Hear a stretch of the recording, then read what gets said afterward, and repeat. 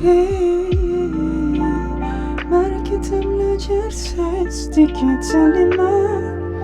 Hey, mikroorganisma berfaedah.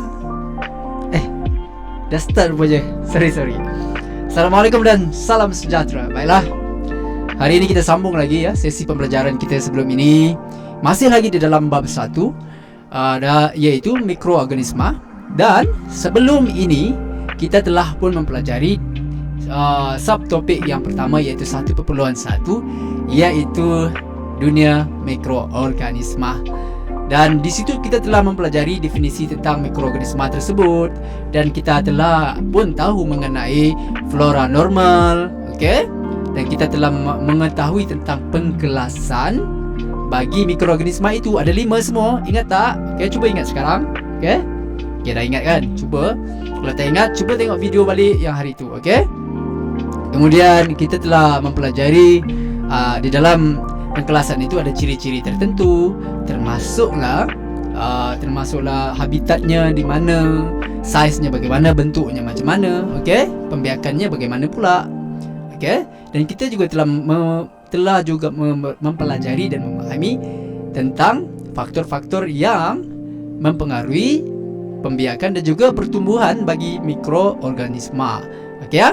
Itu yang telah kita pelajari di dalam subtopik yang pertama, iaitu 1.1, iaitu dunia mikroorganisma. Baiklah, pada hari ini kita akan masuk di dalam mikroorganisma berfaedah, iaitu subtopik yang kedua, 1.2. Okey, apakah aplikasi mikroorganisma berfaedah dalam kehidupan harian? Ada di sini ya, ada di sini. Okey, termasuklah aplikasi ataupun kegunaan. Aplikasi ini kegunaan lah kan. Aplikasi mikroorganisma berfaedah di dalam kehidupan seharian kita terbahagi kepada 3 P. P pertama perindustrian, P kedua pertanian, P ketiga perubatan. P pertama perindustrian, P kedua pertanian, P ketiga perubatan. Okey? So, kita masuk kepada perindustrian pula. Okey. Kita masuk dalam perindustrian yang minuman. Di sini ada Lactobacillus bulgaricus. Apa benda sebenarnya Lactobacillus bulgaricus ni? Dalam minuman pula tu, kita minum pula tu kan. So, siapa sini pernah minum yogurt? Okey, siapa sini pernah minum yogurt? Okey. Contohnya. Okey, cikgu sebenarnya suka minum yogurt ya. Cikgu suka minum yogurt. Okey. Ini contoh dia. Sekejap ya. Okey, ini contoh dia. Contohnya inilah yogurt. Selalu orang minum Yakult contohnya. Lalu orang minum dan cikgu pun minum. Dan juga kalau orang nak masak contohnya ayam tandoori chicken, kalau cikgu letak di situ yogurt juga. Kalau orang nak masak nasi biryani pun perlu juga yogurt, okey. Okey, kalau siapa suka makan nasi biryani, kalau cikgu letak itu. Okey, yogurt untuk menambahkan rasa je. Sebab yogurt ni masam-masam kan, masam-masam. Cikgu memang suka sangat minum tu. Okey, itu yang minuman. Untuk ni skincare bangun kulit. Siapa suka sini jaga kulit lah, semua kan. So, di situ juga ada contoh-contohnya. Bifidobacteria species dan juga Lactobacillus subtilis. Okey, kita lihat sini contoh dia, ada juga contoh dia.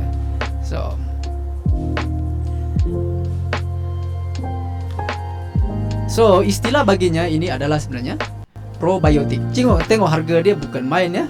Ada sampai RM423.50. Okey, siap ada 50 sen lagi kan.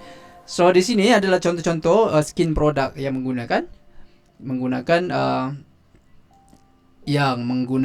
mikroorganisma yang berfaedah. Okey? Boleh ya? So, di sini lagi ada yeast. Yeast, tahu tak yeast ni apa? Yeast ni selalu kita gunakan di dalam makanan untuk masak, untuk buat kuih, donat misalnya. Siapa sini suka makan donat, ya? Makan donat dekat mana-mana kan, lepas tu pergi bakery apa semua kan. Inilah selalu kita kalau nak pergi kedai runcit kan apa, atau mak kita suruh beli ke apa kan, Jana belikan apa ya, yeast tu, lepas tu pergi kedai runcit beli. Okay, yeast. Jadi yang orang dekat kedai runcit tu kan bagi yang ni. Okay, so inilah contohnya kegunaan yeast. Yeast ni apa? Dalam klasifikasinya apa? Adalah kulat. Okay, boleh ya? Kita makan kulat sebenarnya, kita makan yeast. Okay, dalam roti pizza pun pakai yeast juga. Okay, pizza, roti pita dan sebagainya. Sebab kita nak bagi kembang makanan tu, kita nak bagi roti tu kembang. Kalau kita nak masak roti tu, kita kena letak lah semua tu kan. Orang kalau nak masak semua tu, mesti nak letak yeast. Okay, contoh dia, contoh. So, itu untuk perindustrian seperti makanan, minuman dan juga barangan skincare. Okay, so kemudian kita pergi kepada pertanian untuk pencernaan hewan, bifidobacteria. Lepas tu bakteria penetritan, Nitrosomonas species. Dan dalam perubatan ada hormon seperti insulin yang mana menggunakan DNA rekombinan E. coli.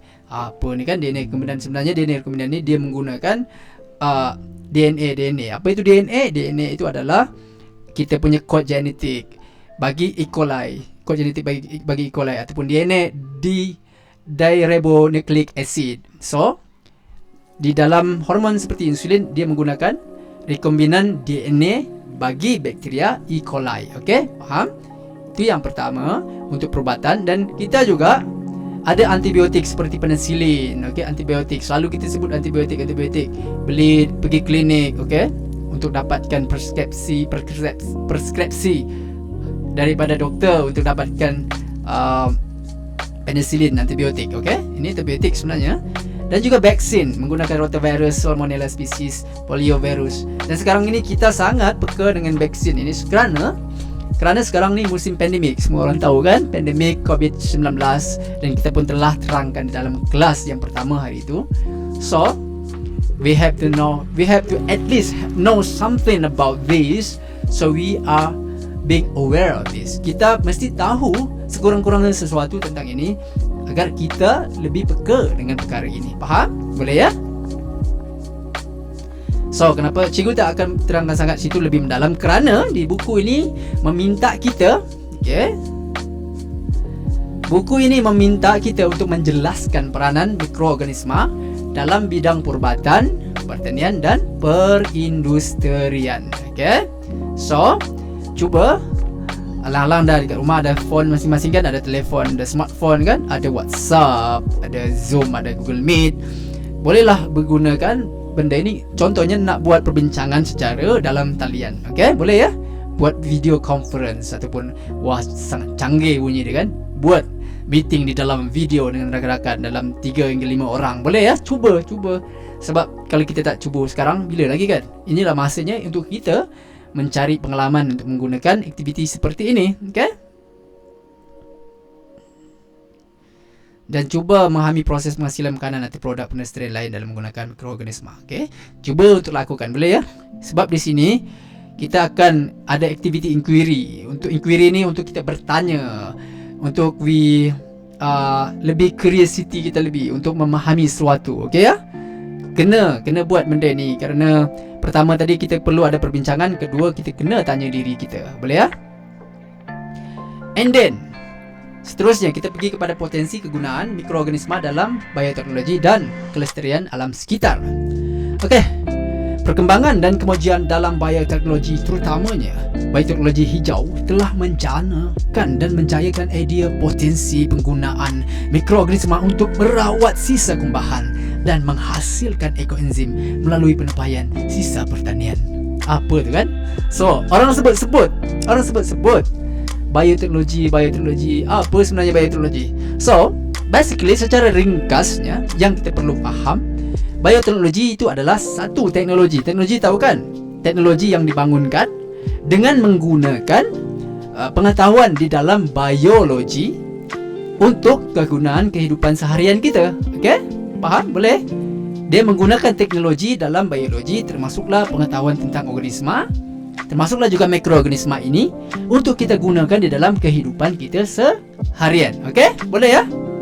Termasuklah terutamanya bioteknologi hijau yang telah menjanakan dan menjayakan idea potensi penggunaan mikroorganisma untuk merawat sisa kembahan dan menghasilkan ekoenzim melalui penyampaian sisa pertanian. Kita sambung di bawah ini untuk jawapannya, okey? Boleh ya? Apa tadi bioteknologi? Yang kita faham secara ringkasnya lah. Dia menggunakan pengetahuan tentang biologi, tentang kehidupan organisma, tentang mikroorganisma, termasuklah mikroorganisma untuk kegunaan kehidupan seharian kita. Tapi apa itu biologi? Biologi adalah cabang sains untuk mempelajari tentang kehidupan, yang mana yang kita sedang pelajari ini adalah cabang biologi, okey? Cabang sains iaitu biologi. Boleh ya? Dan di sini larutan pembersih ekoenzim. Tadi disebut ekoenzim kan? Apa sebenarnya ekoenzim ni? Ekoenzim ni adalah merupakan hasil semula jadi daripada sisa pertanian seperti sisa apa? Sisa buah-buahan dan atau sayur-sayuran yang diolah macam mana? Melalui proses penyampaian. Okey, cikgu tanya lagi. Apa sebenarnya ekoenzim ni? Ekoenzim ni merupakan apa? Hasil semula jadi daripada apa? Sisa pertanian seperti sisa buah-buahan atau sayur-sayuran yang diolah macam mana? Yang diolah melalui proses penyampaian. Okey ya? Kita tanya diri kita macam tu. Macam tu cara hafalnya, kita tanya diri kita. Apa ekoenzim ni? Merupakan hasil semula jadi daripada apa? Daripada sisa pertanian. Seperti apa? Sisa buah-buahan atau sayur-sayuran. Macam mana? Yang diolah melalui proses penyampaian. Okey? Dan di sini ada contoh gambar foto 1.7 ni menunjukkan contoh larutan pembersih ekoenzim dan bahan pencuci kimia. Sorry. Okey, yang A ni adalah larutan pembersih ekoenzim. Yang B ni bahan pencuci kimia. Selalu ada kat rumah kita lah. Okey, selalu ada ni. Okey. So, di sini ada di sini ada dinyatakan perbezaan antara larutan pembersih ekoenzim dan bahan pencuci kimia. Ada beberapa aspek. Okey, 1, 2, 3, 4. Ada 8 kan lebih kurang? Ya. 1, 2, 3, 4, 5. 1, 2, 3, 4, 5, 6, 7. So, proses penghasilan, untuk proses penghasilan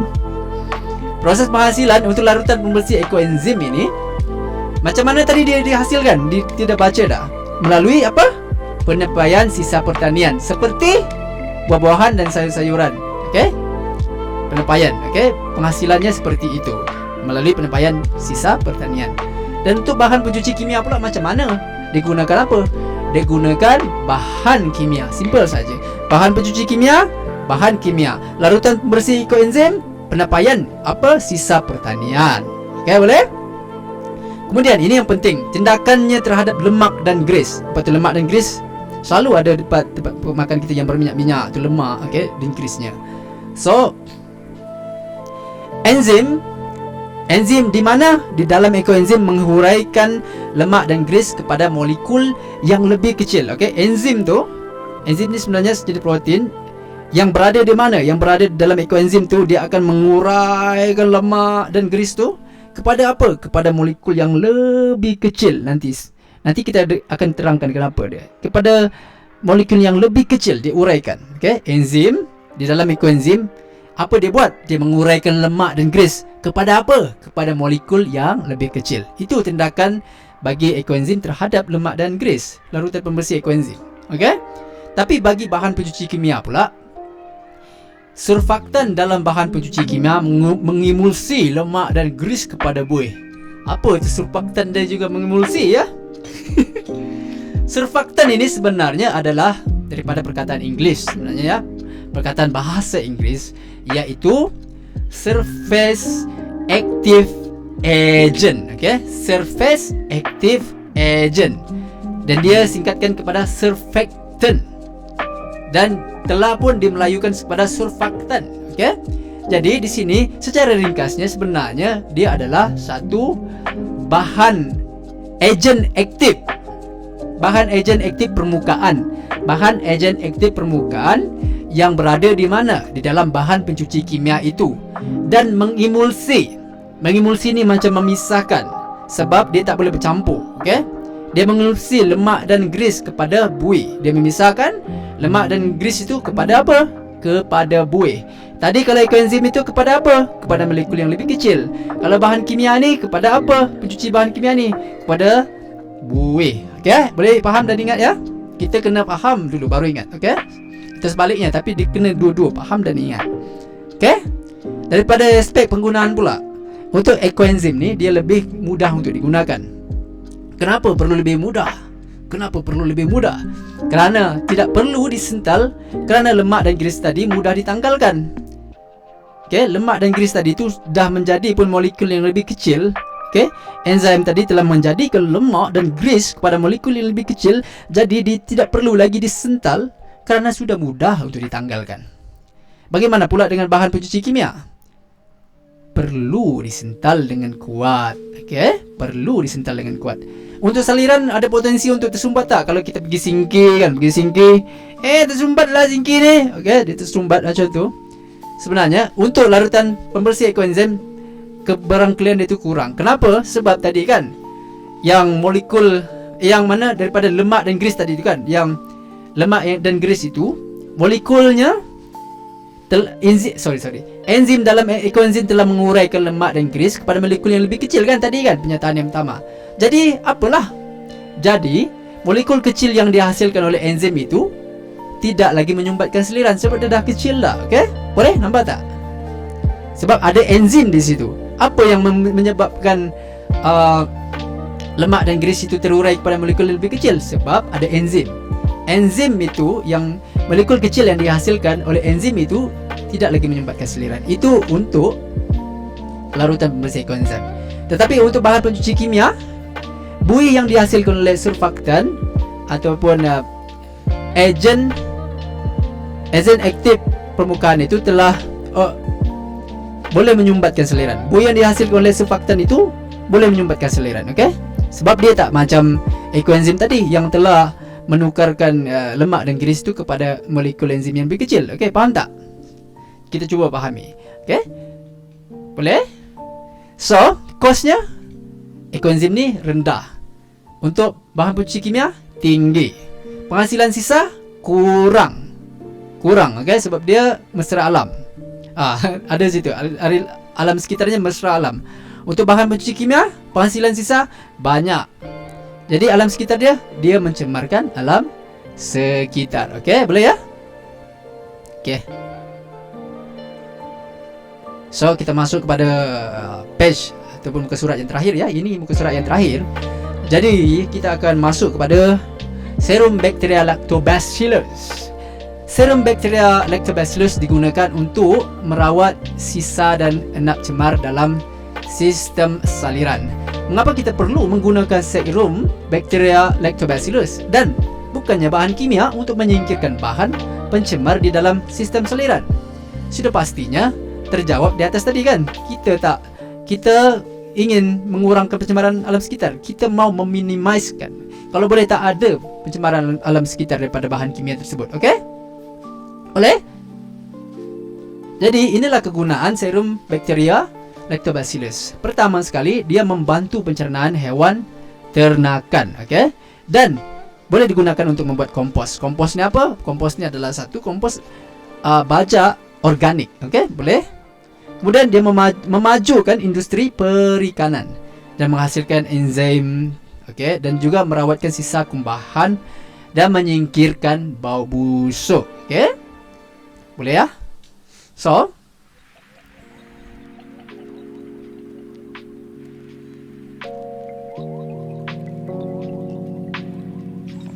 muzik ni ya. Menakutkan dulu muzik ni, seram pula saya. Okay. Jadi, baiklah, pembelajaran kita berakhir di sini dan kita akan cuba sambung lagi di dalam yang tajuk seterusnya. Masih lagi di dalam bab 1 ni, dan kita cuba memahami.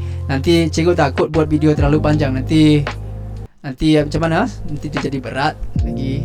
So biar kita buat macam ini saja, jangan terlalu panjang, sederhana macam ni.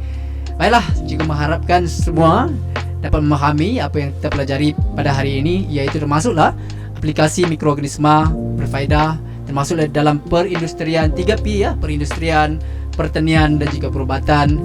Dan juga kita telah mempelajari tadi